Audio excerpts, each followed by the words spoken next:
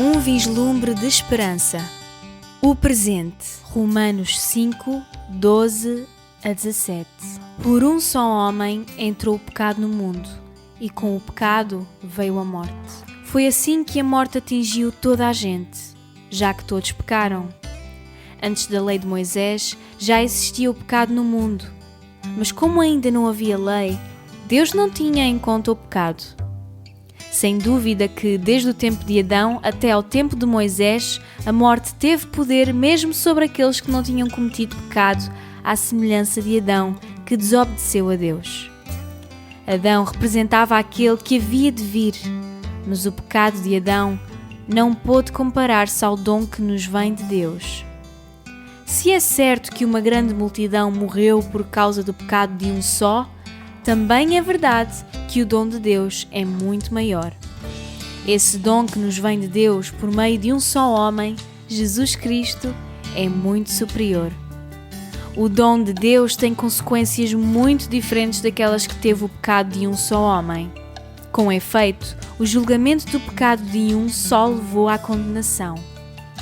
Mas o dom concedido, depois de tantos pecados, trouxe a justificação. Pois se, pela ofensa de um só homem, a morte reinou através desse homem, com muito mais razão aqueles que recebem a abundância da graça e o dom da justiça reinarão na vida por meio de um só, Jesus Cristo. Em 1988, o antigo estado londrino de Wembley recebeu um concerto em honra do 100º aniversário de Nelson Mandela para fomentar a consciencialização relativamente à sua prisão. Os artistas, muitos dos grandes nomes da música da época como Dire Straits, Sting, George Michael e Bee Gees, tocaram durante 12 horas para um público de 70 mil fãs. Foi um evento espetacular. Contudo, a última atuação foi completamente inesperada. Sem qualquer músico ou cantor de apoio, a cantora de ópera J.C. Norman assumiu o palco cantando o hino Amazing Grace. Quando ela começou a cantar, a plateia caiu em silêncio.